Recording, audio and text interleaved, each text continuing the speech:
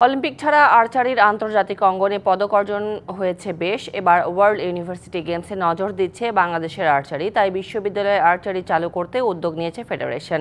তারই অংশ হিসেবে রাজশাহী বিশ্ববিদ্যালয়ে হয়ে গেল আর্চারির ইনগ্রেশন।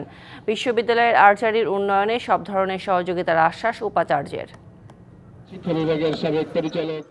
তীর ধনুক হাতে রাজশাহী বিশ্ববিদ্যালয়ের উপাচার্য পছন্দের খেলাটা এতদিন শুধু টিভিতে দেখেছেন, আজ হাতে নিয়ে নিজেই খেললেন। দেশে আর্চারির পরিধি বাড়ানো আর ওয়ার্ল্ড ইউনিভার্সিটি গেমসে আর্চারির পদক চায় বাংলাদেশ, তাই আজ থেকে রাজশাহী বিশ্ববিদ্যালয়ে শুরু হলো আর্চারির পদযাত্রা।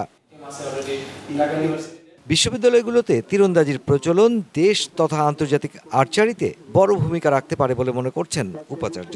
সেই সাথে আর্চারির বিশ্বমঞ্চেও জায়গা করে নিতে পারে রাজশাহী বিশ্ববিদ্যালয়, আর সেজন্য সব ধরনের সহযোগিতার আশ্বাস উপাচার্যের। রাজশাহী বিশ্ববিদ্যালয়ের আমাদের যেহেতু একটা মস্ত বড় ছাত্রছাত্রীদের পুল আছে, এখান থেকে দক্ষ আর্চার বের হয়ে যাওয়ার একটা খুব ভালো সুযোগ আছে যদি প্রপার কোচিং এবং ফ্যাসিলিটিগুলো আমরা প্রোভাইড করতে পারি। উৎসবের খুশি হবে নগদে বেশি, কারণ ঘন্টায় ঘন্টায় আছে গিফট জেতার সুযোগ। আন্তর্জাতিক আর্চারিতে দাপুটে বিচরণের ক্ষেত্রটা বাড়াতে চায় ফেডারেশন, তাই লক্ষ্য এবার ওয়ার্ল্ড ইউনিভার্সিটি গেমস। আমরা যদি অলিম্পিকে খেলতে পারি, আমরা এশিয়ান গেমসে খেলতে পারি, আমরা যে সাউথ এশিয়ান গেমসে খেলতে পারি, হোয়াই নট ইউনিভার্সিটি গেমস?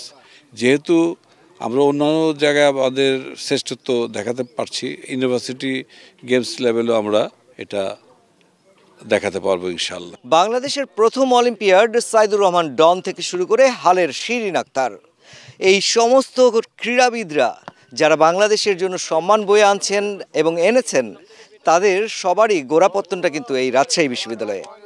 এবং সেই রাজশাহী বিশ্ববিদ্যালয়ে আজ উদ্বোধন হলো আর্চারির প্রশিক্ষণের। আর্চারির মধ্য দিয়ে ওয়ার্ল্ড ইউনিভার্সিটি গেমসে পদক অর্জন করাটাই এখন লক্ষ্য হবে রাজশাহী বিশ্ববিদ্যালয়ের। মুশফিকুর রহমান, ডিবিসি নিউজ, রাজশাহী বিশ্ববিদ্যালয়, রাজশাহী।